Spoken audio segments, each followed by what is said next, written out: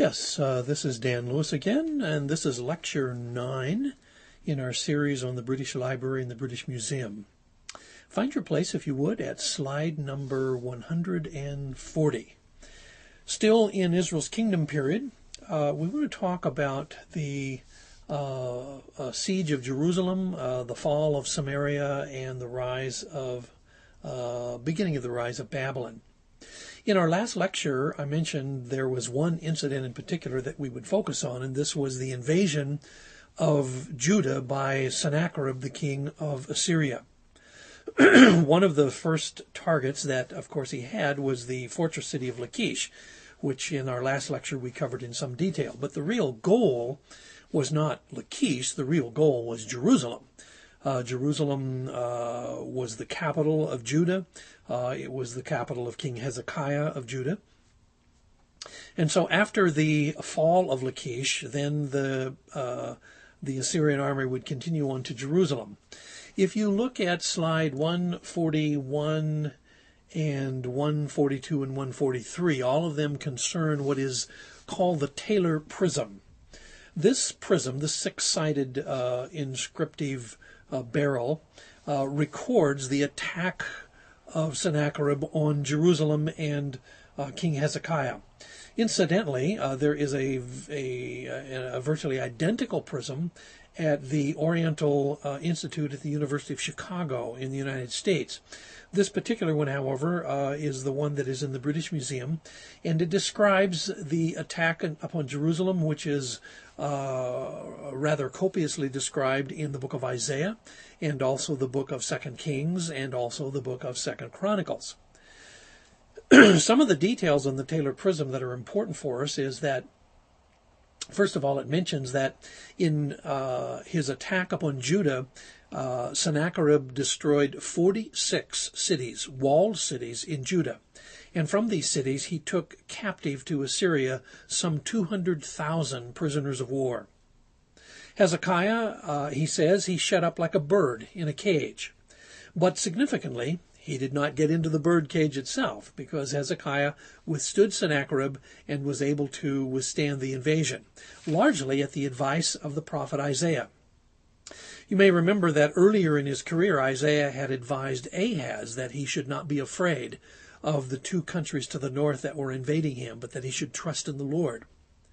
Ahaz did not, in fact, trust in the Lord, but he appealed to Assyria for help.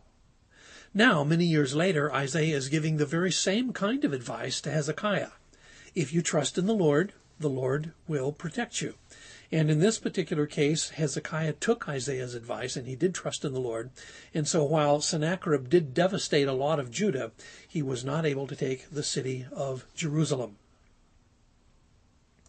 One of the perennial temptations of Judah during this period of time was to ally herself with Egypt. The problem, of course, is that Judah is caught between superpowers. There is the superpower of Assyria to the north and the east, and there is the superpower of Egypt to the south. And any time that a king or a country is caught between superpowers, it's a bit of a guessing game to decide who's going to actually win in the end. So you find that in the biblical story, a king like Jehoiakim, not Kin, but Jehoiakim, vacillated back and forth between his loyalty to Assyria and his loyalty to Egypt. One of the pharaohs of Egypt, of the 25th dynasty, who is a Nubian pharaoh, a black pharaoh, is depicted in slide 144, and he is one of the ones who also is described in the Bible itself. Taharka threatens to move against Sennacherib, and Sennacherib withdraws from Jerusalem, at least temporarily, to prepare for defense against the attack of Taharka. But in the end, of course, this is a rather an empty threat. And in fact, the Assyrian officer of the army describes Taharka as being a broken reed or a splintered reed. And he challenges Hezekiah, don't trust in this splintered reed. Well, the splintered reed of which he talked about is this pharaoh that is resting between the front legs of the sacred ram, which is one of the gods of Egypt. Slide 146 and 147 are part of a chronicle that describes the death of Sennacherib. When you get to the end of 2 Kings chapter 19, you'll note that the text says that Sennacherib, when he returned to his home, was assassinated by his own sons.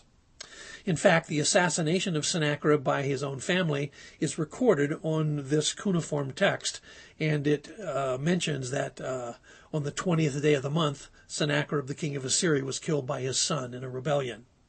So it's just one more of those corresponding historical notes between the biblical story and the story that comes to us from extra-biblical sources. In slide 148, we see the decline of Assyria and the rise of Babylon.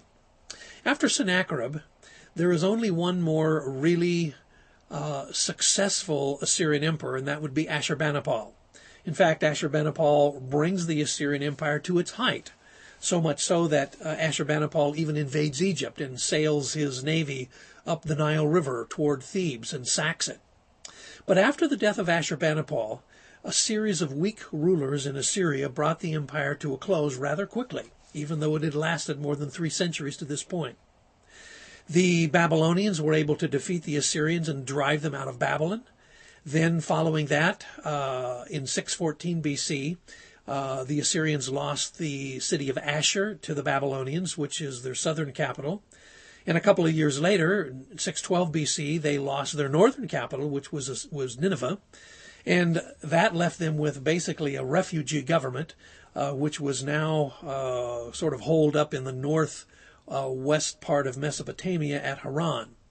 Eventually, at the Battle of Carchemish in 605 BC, there was the last of the lost significant ally when the Babylonians defeated the Egyptians.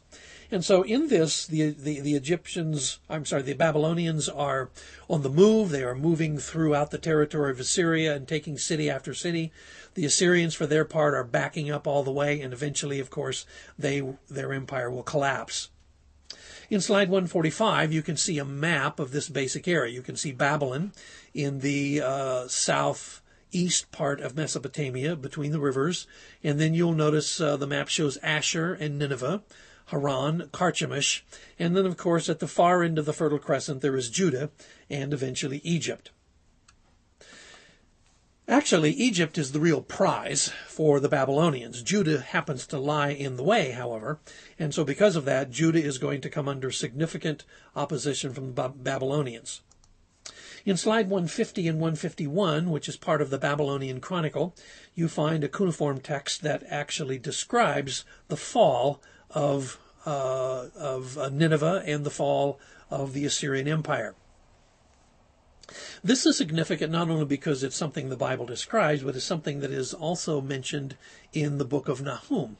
The book of Nahum in the Bible, one of the minor prophets, pronounces doom upon the empire of Assyria. And this doom, of course, happened. This city of blood of Nineveh was in fact destroyed by the Babylonians, just as Nahum the prophet had said. In slide 152 and 153, we find a very fascinating little cuneiform text. And as you can see, since it's held in a man's fingers, it's just a couple of inches wide, something like that. And this particular text is rather recently discovered. Back in the summer of 2007, Dr. Michael Jersa, who is an Assyriologist and a professor from Vienna, was in the British Museum doing research in financial records among the ancients, and he discovered this little tablet which had not previously been read among the 130,000 cuneiform tablets that the British Museum owns.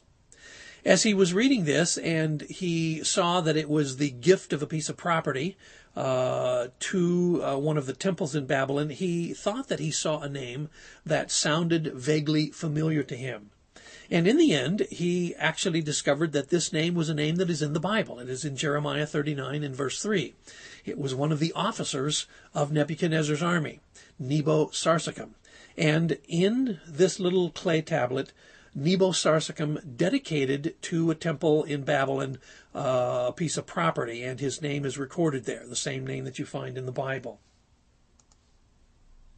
Slide 154 and 155 is a cylinder of Nebuchadnezzar, which describes his palace building projects.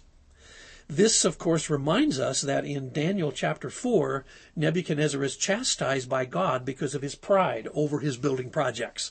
He was looking out over his building projects and congratulating himself, and of course he was sentenced to doom and spent 7 years in a state of mania. Then in slides 156, 157, and 158, you have what is arguably the earliest map in the world. This is a small clay tablet map. It has, as you can see, an inscribed circle on it, and a number of things are on this map in cuneiform. There is Babylon. There is the Euphrates River, which is the parallel lines that move upward from the bottom toward the top. There is the Persian Gulf, which is obviously not called that in ancient times. It was simply called the Lower Sea, but it is what today we call the Persian Gulf. It also indicates where Assyria is, which is to the north west of Babylon. It indicates various other cities that were important cities in the ancient world. And while this map is not mentioned in the Bible, it does describe the one of the earliest attempts to try to geographically illustrate the territory of Mesopotamia. Then for the final two slides in this short lecture, we have, again, part of the Babylonian Chronicle, and the slide 159 shows both sides. You can see it is written on both sides, just turned over, and the text wraps around this little clay tablet. This little clay tablet is important because it mentions a couple of things that connect with the Bible. One of them is Jehoiakim by name. Jehoiakim, as you may remember, is the king of Judah who was taken captive when his father Jehoiakim is brought to bay by the Babylonians. And Jehoiakim rules a very short period of time and goes to Babylon as a prisoner of war and as an exile, along with many, many other people from Jerusalem. So the captivity of Jehoiakim, which is described in some detail in 2 Chronicles and 2 Kings, is validated, and it corresponds with this clay tablet. Furthermore, it mentions that the Babylonians established a puppet king over Jerusalem and Judah. Now, in the Babylonian tablet, it does not name this king. But in the Bible, we actually know the name of this king, and this is Zedekiah, who is the last ruling monarch of Judah before Judah is completely destroyed by the Babylonians. So this is the end of lecture number 9.